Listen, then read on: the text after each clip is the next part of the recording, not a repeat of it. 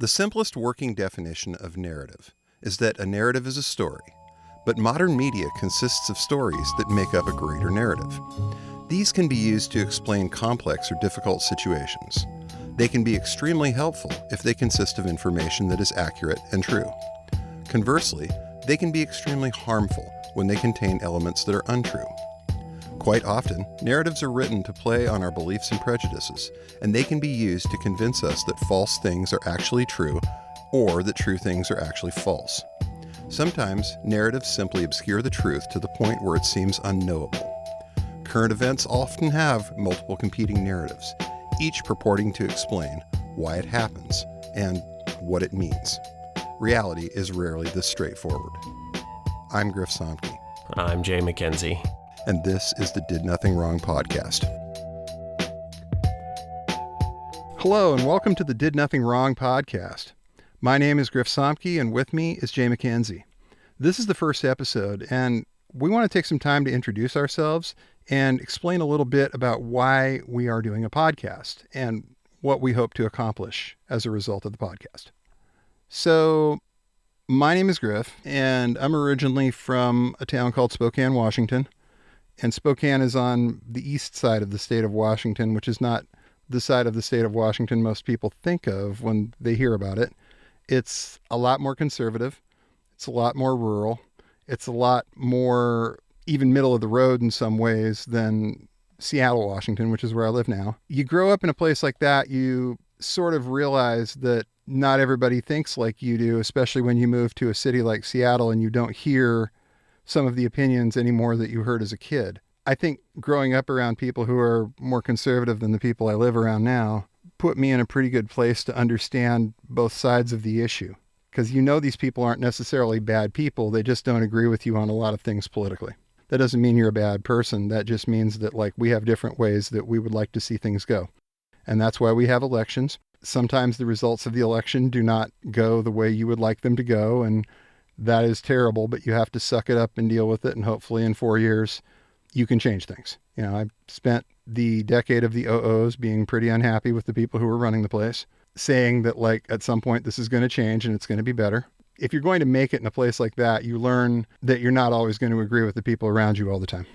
I'm Jay. I sort of fell into this after writing a health and fitness blog for a few years and I was planning on just being a stay-at-home dad and maybe writing some in my spare time if the children would allow it. You know, put them to bed and maybe I can have a nice little hobby here and there. But well, it met up with 2016, and when I knew something was wrong in the world, I did not know exactly what was happening. I knew that Trump was saying some crazy things that didn't make sense. I knew that he was asking Russia to help him, quote unquote, find Hillary's emails, and that seemed pretty bad, but then it didn't really affect his poll numbers or make his supporters abandon him. And then there was the Access Hollywood tape, and that also didn't change the outcome of the election. So I think we all lived through the chaos of 2016. I'm from Chattanooga, Tennessee, 2 hours northwest of Atlanta, Georgia. And, you know, it's certainly conservative, but kind of bougie conservative. But it's also for, my parents and grandparents, it's all about Fox News. If it wasn't Fox News, it was Rush Limbaugh. I grew up on Bush's presidency. Bush 2's presidency was okay. I think we all kind of just didn't talk about those last few years. It was like that general, he's a conservative and he's doing the best he can. And politics to me at that time was not something that I was all that interested in. It was around me. It was something that people talked about, but it just wasn't a big part of my life, and I never expected it to be. And yeah, I had other interests and other plans, and then 2016 happened, and I knew all this stuff with Trump a lot of it was just nuts, but I also knew that every Trump supporter wasn't racist. I knew that right. That, okay, maybe if you're in New York or DC or California, you don't think the grievances or the concerns of people in in Tennessee are all that warranted, or you can't relate to them. But I knew that some people who supported Trump were racist, and I, had heard them, the things that they had said about Obama, and seen some of the criticisms of Obama, which were just absurd. And but again, I just mostly tuned it out. But I knew the deplorables comment from Hillary Clinton, and thinking, she's got a point, but that's also not a great idea. Right. Man, that's really going to turn off a lot of people that I know who maybe they weren't going to vote for her anyway, but it's not a good idea, and that's not helping. I wanted to figure out what was happening, but I knew that just saying the right had lost its mind didn't explain it all. And I knew I was reading just media articles constantly every day, 10, 15, 20 articles a day, just really, and throughout 2016, trying to get a grasp of how do we make sense of this? What is going on? And I knew plenty of stuff in the mainstream media criticizing Trump or his supporters wasn't really fair and wasn't really correct. And as someone who knew a lot of Trump supporters, I just knew something wasn't right. I knew what Trump was saying was off, but I knew some of the criticisms were off. So I went into it thinking, how did we get here, and how do we pull back from this, and how to, Right. I heard people kind of repeating those talking points, and I knew that Trump was kind of becoming the embodiment of that. And I thought he would just sort of fade away, and we know he didn't. Right. Now he's done it. Now he's done it. This will sink him. That's it. He's done. He's absolutely done. No, I hear you. I was in the same boat. Like, every scandal that came up, this is the one that's going to get him. The Access Hollywood tape, this is the one that's going to get him. No way can people vote for this. And you realize that, like, it's not making a dent. Before I started doing this kind of thing, I was actually teaching Brazilian Jiu-Jitsu. I got into that in about 2005 and went really hard at that for a number of years, and won some, lost some, ran a school, taught, met some pretty cool people, had a lot of fun. One of the best things about jiu-jitsu is that you're going to run into a very diverse batch of people that are just there to train, that are just there to get better at this. And sometimes you'll run into famous people, sometimes you run into people who are, extremely conservative, you run into people who are very liberal. There's a lot of police, LEOs, military folks that do this stuff. So I would say it probably tends to trend a little more conservative than a lot of things, especially around here. But for the most part, everybody gets along because everybody wants to train and everybody wants this to work. So there's a certain amount of leave your politics at the door with your ego if you want this to actually fly. But there was definitely a shift at some point, and I think that shift was Joe Rogan. Because as a lot of people know, Joe Rogan's a big jiu-jitsu guy. Joe not only had a lot of jiu-jitsu influencer people on his show, but Joe had influencers from other sides of the world, people like Chuck Johnson and Stefan Molyneux. So all of a sudden we've got jiu-jitsu people being exposed to some pretty terrible ideas, and that whole sense of, like, leave your politics at the door started to go out the window in about 2015 and 2016. People brought that stuff into the academy and started having those arguments. And I was moderating a lot of those kinds of arguments on, the Facebook page for the gym I was running, and dealing with these arguments internally. Personally, I was in a lot of disagreement with what these people were saying. Once I found out that this was all coming from kind of a certain place, from the guy who I would definitely say is the number one influencer when it comes to jiu-jitsu culture, it made things a lot less fun. So yeah, I decided, after the election that I was going to try and figure out why a lot of this stuff happened. And that was another good starting point, was looking at that show and thinking, oh, okay, these are really terrible ideas that have been sort of mainstreamed to where I was at by this guy who everybody thinks is great because he trains and he's nice and he's funny and he's got this podcast that literally everyone listens to. So if you put a guy like Chuck Johnson on the air to talk about the violence gene that all black people supposedly have, you're going to get some of those kinds of ideas coming out in real life. Now, you wrote in the piece that you had a similar experience to this with your grandfather, and when he started buying into the things that he was seeing and he was hearing from Fox News, from Rush Limbaugh, from various mailing lists and email chains. So you can definitely relate to that. What was it like for you watching someone get consumed by a narrative before most people even really knew what that meant? It was maddening and frustrating, and it almost didn't seem real at the time, but it also seemed temporary. It seemed like temporary madness because McCain lost and Obama won, and who really is this Obama guy, and what's he really about? You know, the information that was out there was really fringe. You really had to go looking for the kind of sites that would be saying all this hateful, radical stuff about Obama being a secret Muslim and born in Kenya. And I don't know exactly when the birth certificate stuff started, but it was Rush Limbaugh. It was pretty obscure places of the internet that, yeah, you could find, but you really did have to go looking, and sometimes on websites that you also say, well, should I really click on that?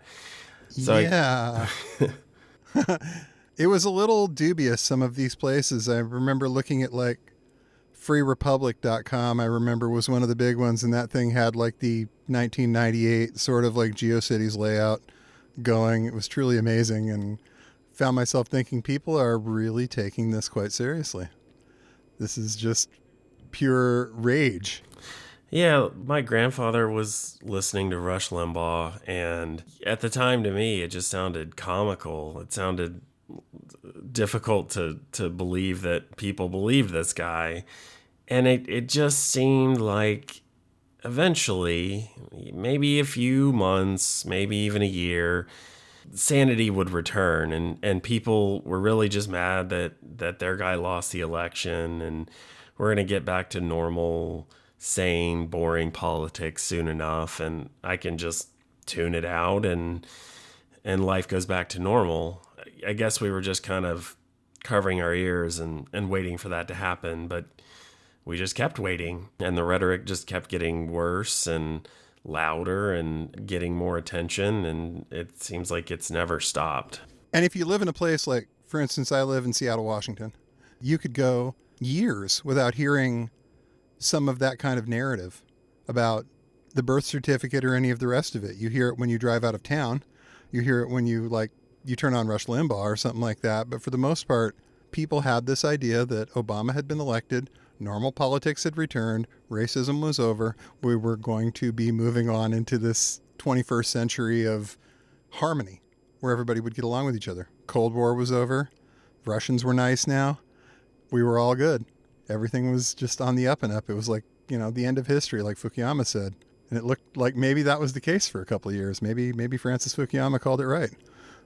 And then it didn't. Yeah, I guess we had very different perspectives because you're in a very liberal, I guess it could be called liberal at the time, and now it's far left. I don't know what you would call It's pretty far left around here at this point. Yeah. Pretty far left. Pretty far left. But meanwhile, I'm in Tennessee, where every place that has a TV is playing whatever's on Fox News. Some places, I'm sure it's Fox Business or whatever. It wasn't as if Fox News was instantly insane or crazy, but it was one of those things where every time I went to my grandparents' house, what's on? Well, Fox News. And you go to get your oil changed and you're in the lobby and there's Fox News. And so even when I wasn't paying that much attention to it, I still saw it and experienced the evolution and the crazier and crazier it got, even if you didn't really want to hear about it, even if you didn't really want to be a part of it, even if you're hoping it's going to go away. It was just this steady drumbeat that didn't stop. Absolute signal saturation, basically. Repeat, repeat, repeat, repeat. And even if you don't necessarily buy into this stuff, you've heard it enough times that it doesn't sound unfamiliar to you. once it comes up nationally. And that's the thing, right? If you hear something enough from enough people, it's not fringe. It's not extreme. At least it doesn't seem that way to you, because if Hannity's talking about it, and Tucker and Laura and the whole lineup on Fox News is saying this stuff. Well, it's the mainstream media may call it extreme, but to me it's just reality. And what am I supposed to do? Ignore reality? And so that sense of the world really stuck. And it's not like my experience on this was all that unique. Plenty of people have had parents and grandparents and friends that they've kind of felt like they lost along the way. But this is just how it hit me and how it changed me, and why I'm still here trying to make sense of it. So you said you tuned out of politics after 2008 and supporting McCain partially because it just started to get too conspiratorial and outlandish. And do you regret that? Yes and no. I think I wasn't ready for it, and I think I didn't realize what was happening, or the extent of what was happening, or why it mattered. I guess I needed to see things get worse, or I needed to be at a different point in my life. Part of me regrets not maybe getting more advanced degrees and having a different way to come at all this. But we are where we are.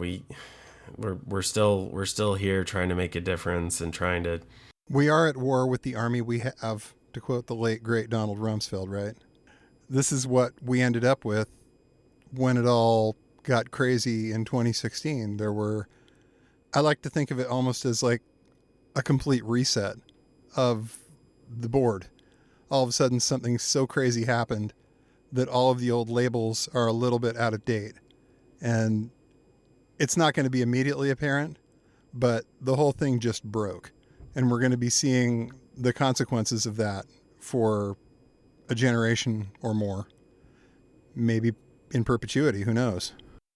I think we realize the cost of our indifference. I think we see both sides of it, because I know, here I go again, both sidesing things. I don't think we could have gotten to the point we're at now, and with the knowledge that we have now, if we started on this earlier, if we hadn't experienced the trolling and the insanity that was 2016, 2017, when everybody knew that the old rules had gone by the wayside, but weren't sure what was going to come out of it and what the new rules were and how they fit into that equation. I feel like we just learned so much by being in the thick of it and dealing with people who wanted us to just quit Twitter and quit commenting on anything. Quit saying those words. They're hurting my feelings or something. Right. But we also, I think collectively as a nation, I think a lot of us feel guilty, and we probably should, because we didn't really care about our politics.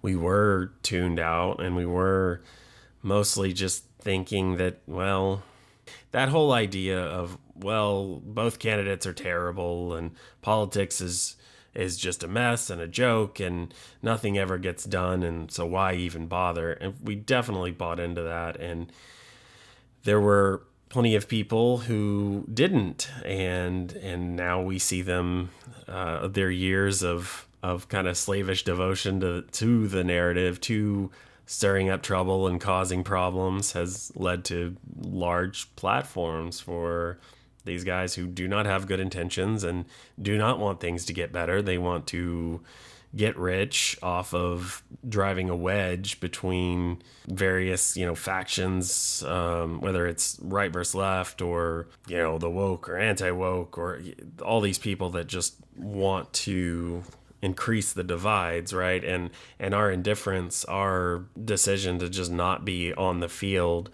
left room for these people to grow their brands and their followings and their platforms. And so we are playing catch up, and that's our fault, and we have to live with that. Right. And so on the one hand, we were lucky that we kind of showed up at a time when things were so in flux that you could sort of walk into the middle of Twitter, which is one of definitely the front lines of this type of conflict. And you could have a conversation with like a Mike Cernovic or a Jack Posobiec at the time. Those guys were still sort of growing theirs, so you could go right at them and they would respond to it at that point. So if you knew a little bit about who was up to what, you could really accomplish at least putting a kink in some of their plans. Maybe you're not going to stop them, but you can really make them look bad, if nothing else. You can really just basically keep the spotlight on them and say, hey, this is what he's saying now. This is what he said last week. You see any contradiction? We do. This guy lies like he walks. Yeah, now we're at the point where they can ignore it and it just doesn't affect them. And so they found other ways to get their words out there, right? New platforms, new mediums. And so the counterbalance, the arguments against them, it can obviously still happen and are happening. Over time, the strategy changes and evolves. And so we're trying to evolve with it. Right. You have to at some point take, if you want to, let's just say, participate in an information war, you got to go to where people are getting the information. You have to figure out where that kind of tip of the spear is, go there and figure out, like, how does this work? And once you do, then you're in it. And even if it's completely out of your comfort zone and what you thought you would be doing, this is not a natural thing for us. This is not what we really envisioned, but nope. That's okay, because again, if you want to make a difference, you go to where the fight is, and you have to be on their field, and you, even if you have to play by their rules, it's if you're not competing, if you're not on the field, you're going to lose. Yeah. They are on the field, and that's one of the things that, like, I think I'm one of probably maybe 5 people in America that bought Jack Posobiec's book, his 4G Warfare. I'm so sorry. No, that's okay. I mean, I used to read all of those guys when I started out, like, kind of doing this to get an idea of what they were thinking and what they were saying. And, I went and actually spent money on Poso's book. So if you want to cancel me for that now, go right ahead. But it was very fascinating to get the idea that, like, he explicitly explains these ideas in his book that every day, get out there and fight for the narrative. Get out there and fight to win the narrative every single day. And he wrote this down in 2016. This is not a shock to Jack that this stuff is happening. And I found myself thinking, okay, so this is the game. And the people on the other side of this haven't quite figured out what's going on here yet. Yeah, and he wrote that when he was working directly for Roger Stone, who was, of course, probably providing his own reading list and his own tips and tricks. And that's why we look at people like Jack and say, okay, it's not just that they work for Roger Stone or with him or around him. They learned some things from him, and it is a new generation, and they are going to go their own way, but it's clearly the same playbook. He's a huge influence. He's absolutely, like, I guess I think of him as like the godfather of that whole scene. He's got this whole, like, legacy of really awful information terrorists that came up under his wing, as it were, either working for one of the websites he was a consultant on, like, Big League Politics and Cassandra Fairbanks, or Jack Posobiec working as special projects director for Citizens for Trump. These people all kind of got their start with Roger Stone. Even Mike Cernovich, who already had his own game going with the men's rights stuff and the health and fitness stuff, so was tweeting at Roger and calling him anti-fragile and all these things in 2016. It's a weird combination of people and factors, and I think we've always looked at it from a slightly different perspective of, well, when the right was so focused on no collusion, because they wanted the collusion in and of itself is not necessarily a crime, so right. Let's focus on a thing that we can't get convicted for, and then we can debate whether or not it actually happened. And they took over the information space that way. But it is always interesting to read, as I do more and more, about Soviet propaganda and provocations and disinformation and things that happened in the Cold War. So much of this is really just a repeat and an update of what they've been doing for the longest time. So Roger Stone birthed his own little information terrorists, and they've already started to birth their own. But you go back further and you see what the KGB was doing. You see their attempts to, infiltrate or manipulate foreign press throughout the Cold War, which had varied success, but it was something that they had to do without the internet, and the internet has made a lot of this easier. Right. This was significantly more difficult during the Cold War because you just couldn't push a button basically and blast out your narrative to millions, if not billions, of potential viewers. And, spreading and amplifying their talking points wasn't a potential source of income, much less a career, much less something that could make you pretty rich. You've got these guys who have molded pro-Trump talking points into pro-Russia talking points, and they put this stuff out there and say, what does Russia have to do with it? And at this point, there's not a lot that you can point to with a direct relationship, but their talking points still now overlap. So yeah, it is different. Whereas in the Cold War, the Soviets had to actually show up and have some money and pay this group to actually publish this stuff and try to get it out there in circulation. But it was all direct relationships, and honestly it was really limited readership, because who actually saw this and who actually bought it when the real papers, the big papers, are saying something different. So the scale and the scope and how lucrative it can be, it's changed everything. It's gonna evolve and it's gonna change, but this is the game, right? This is the way it's gonna be. It's gonna work this way until it stops working. Yeah, which could be well after we're gone. It could, because there's no reason not to keep doing what they're doing if it's working this well. I remember hearing a joke years ago. A jiu-jitsu guy by the name of Ryan Hall made a comment to the effect of, former Yankees closer Mariano Rivera has two pitches. He has the fastball and he has the cutter. Step up and hit it. And I'm a Seattle Mariners fan, and he's right. It's really a sense of like, you have this tool that's very effective, works most of the time that you deploy it, and it's relatively inexpensive and pretty low risk. Why would you not? Yeah. Why would you stop until, you've just beaten that horse to death and it hasn't happened, and it doesn't look like it's going to happen anytime soon. So keep going. Yeah. And they'll come up with something else. At some point, that horse is just absolutely not going to get up anymore, so they'll come up with something else. It does change, and they adapt, and as the rules change, well, they try to find new ways around them. And sometimes it works, sometimes it doesn't, but they're always trying to reach more people and have a greater impact, and they're going to keep trying. I think the ideal at some point is to understand the playbook well enough that you can hear what they're saying and see where that's going to go in 12 hours or 6 hours from a media standpoint, and be waiting for them right there with a narrative that explains a whole lot more about what's going on here than whatever they're saying.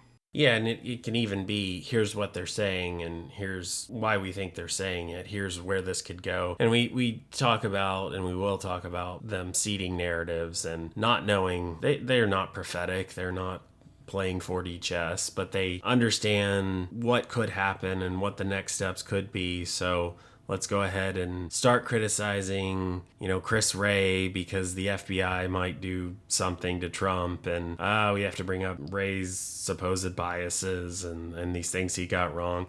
Whatever it is, it's lay down a marker and it comes true in a day or a week or whatever. But I think we both know that awareness is important. Right. And journalists being aware and everyday people knowing what to look for.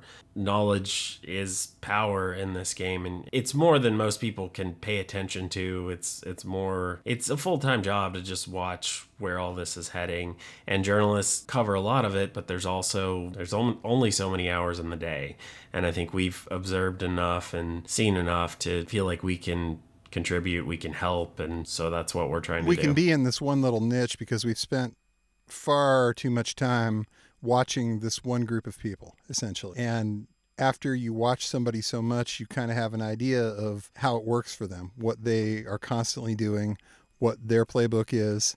And in a lot of cases, the thing that shocked me the most is they'll tell you. They're not really hiding much of what they're doing. I mean, like I said earlier, Poso wrote a book about this where he explains it pretty explicitly how this game works. And you can read his words here and you can then look at what the guy actually does and you realize he's serious. He actually means what he's writing here. And so as a result, you can either read the people who purport to expose him, or you can just read his stuff and watch what he's actually doing and see if you can get ahead of that. Exactly. And the thing with these people also that I noticed is that they're not afraid to fail. They're not afraid to completely fall on their face with the campaign. They're not afraid to go out and just get laughed at and have everybody think that that was just completely cringe.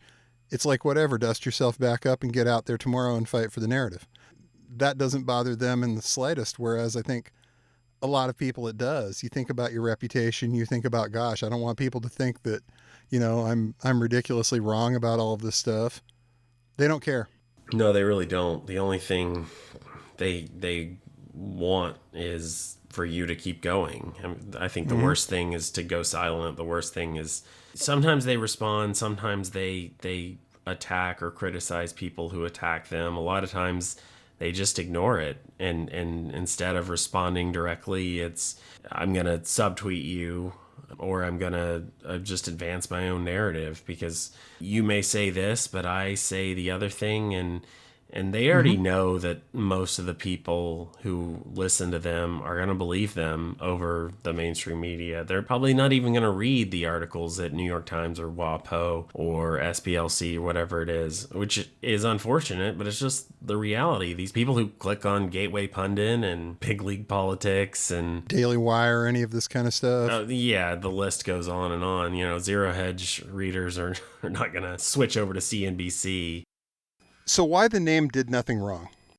Well, I'm sure we'll include in the article and any images of this the T-shirts of Roger Stone saying Roger Stone did nothing wrong, and with the thumbs up, the picture of him wearing the shirt and giving the thumbs up. I think in the wrong light, this could be looked at some sort of weird homage to Roger Stone, but it certainly isn't. And I think it's incredible to see these people get indicted, go to jail, but it doesn't matter. It doesn't matter what happens to them. What matters is loyalty. And as long as they are loyal to the cause, as long as they are a team player and on message and doing, being good little boys and girls who do what they're told, then everyone on their side can agree, well, they did nothing wrong. That's just the way it is here. It doesn't matter to them if you do something heinous or terrible or hypocritical, or it matters if you're loyal. It matters if you do what you're told. And as long as you are a team player, then you did nothing wrong, and there's still going to be a seat for you at the table. So I think you and I see it for what it is, and would like to illuminate the various ways that the people who did nothing wrong actually did quite a few things wrong. And let's talk about what they did and why. When they did it, why they did it, how they did it. And who benefits. Because that's really the important thing, is these people aren't doing it for their health. These people aren't doing it for fun. Not at this level, not at this point. They have benefactors, and they have people who benefit from their particular brand of nothing wrong that they did. And that's the fascinating part of the whole thing. Who's decided that this was a great political strategy? Who's paying these people? And hopefully we're going to talk about a whole lot more of that going forward. Yeah, and I think we both know in this podcast, alternative new media space, right, that a lot of times it can be used to denigrate and attack the mainstream media, and I don't think that's what we want to do, and I don't think most people who I think are going to listen to this want us to do, because I think the media still serves a very important purpose. And I feel like most, if not all, of what we're trying to do here wouldn't be possible without, great journalists who've written great stories. Absolutely. But I think there's sometimes aspects of what they cover that I think we have better insight into, because we just pay attention to different spaces, and we read their articles, but we also are reading the tweets and the Telegram posts and the Instagram stories and whatever it is. I don't know if not many of these guys are using Facebook at this point, but I guess. No, they've all been kicked off of that too. No, they all got the boot from Facebook a couple of years ago too, for the most part. But, we're a little more prepared, like you said, to just kind of like dive into the weeds and see what they're saying and where they're saying it more directly. And sometimes that's the key to understanding what they're actually up to. And why, and who it benefits, and how it could, play a role in a bigger goal or effort, or, just agenda that I think sometimes people in the media see and are, have some theories, but we can publish theories that maybe they can't get to print, and that's not to say we can lie, we can make things up, but we can tell you, here are the facts. We can tell you why we think some of this stuff's happening based on publicly available facts. And based on what's happened in the past, and based on our own experiences in this space. I'm sure most of these people will categorically deny that they know I exist, but they do. Mm-hmm. Cool. I mean, I'm sure that Jack would say, "Who? Who's that fellow?" Yeah, Hey, buddy. Yeah. How's hey, it buddy. going? Hey, buddy. Oh, I was supposed to go away, and yet now I'm here. Darn. Still talking, still tweeting, and actually trying to get more people to pay attention. It's weird how these things work out sometimes. It's like they didn't really understand what button they were pushing when they went ahead and did that. Some of us are not really good at getting told to shut up and go away. I mean, I get that it works most of the time, and that's why you do it. But there's going to be those people out there. It did work for, on some people. Some people did leave. A lot of people that we started this with aren't here anymore for various reasons. I think a good number of people just got scared. Some people, it just wasn't worth it, because they weren't getting paid to be here. And if you're going to be harassed and threatened and doxxed and all these things, then forget it. See ya, I'm done. We're still here, and we still want to be. And I think we've both talked about this, that the people who did nothing wrong tried to scare us off, tried to get rid of us. And when that didn't work, they just played dead and tried to act like we don't exist. Periodically, we find a few of them in the DMs trying to make nice. It's kind of interesting whenever that happens. You just never know who's going to end up in your DMs giving you some backhanded compliment that's some life advice and backhanded compliments. It's wonderful. It's really just a plea to leave them the fuck alone. Please stop tweeting about me. Yeah, we won't name any names. We appreciate that you asked nicely. We do. We're not really used to that coming from you. It's a little weird to process, but you just never know with you people. We are still here. Seriously though, it's been kind of a ride realizing at one point what exactly these people were up to and why, and realizing that you're having, let's just say, frank exchanges of ideas with people who are a lot higher up the food chain than you have any right to, just because you wrote some words on Twitter. All of a sudden, these people are very, very upset with you, to the point where they're trying to dox you and your family and starting to try and intimidate you as much as they can, telling you to go away and disappear. And when you're still there after something like that, it means you've kind of made your peace with the idea that this is what they're going to do. This is how they're going to have things, and, keep going. Thanks for listening to the Did Nothing Wrong podcast. If you want to hear more, you can go to didnothingwrongpod.com. You can also follow us on Twitter at James, the word 4, and the letter M, all one word, and Grizza BJJ, Grza BJJ, as well as DNW Pod. Thanks for listening, and remember, everyone mentioned did nothing wrong.